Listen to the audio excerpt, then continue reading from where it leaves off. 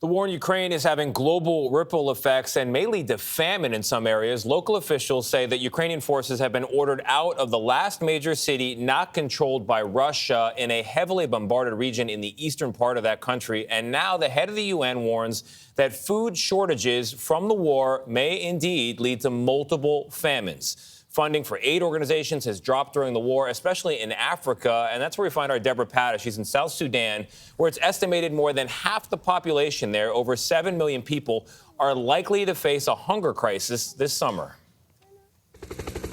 For nearly 3 years, there's been unprecedented rain in northern South Sudan. This country is on the front line of climate change, which has caused flooding, drought and famine, exacerbated by the war in Ukraine. That war has sent food and fuel prices soaring and drained funding to organizations like the World Food Programme.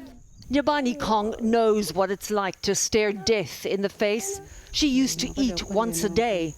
Now, it's been a long time without food, she says. I last ate 2 weeks ago. Her home was flooded. The water has still not receded, so she cannot plant the crops they once lived off. Now, this family of 5 survives on WFP rations for 2. Her emaciated mother-in-law, Nyakong Chang, doesn't know how old she is, but she does know she's never been this hungry before. I only get food when the United Nations comes, she says. Nyabani's husband drowned last year, and she's already lost 1 child to hunger.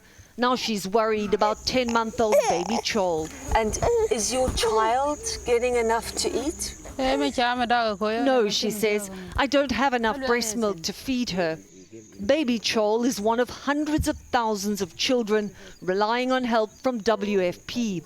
At a makeshift clinic, mothers bring their babies for assessment by nutritionist Mona Sheikh. How she is. This is a quick way of checking. So we see she's already in the red, severely malnourished. Yeah, I'm afraid, any child like that, we are very close to losing them within days.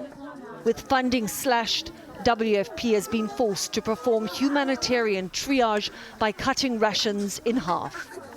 Many of these children should be hospitalized, but all nurses can do in this remote location is provide meager rations and tell them to return in a week.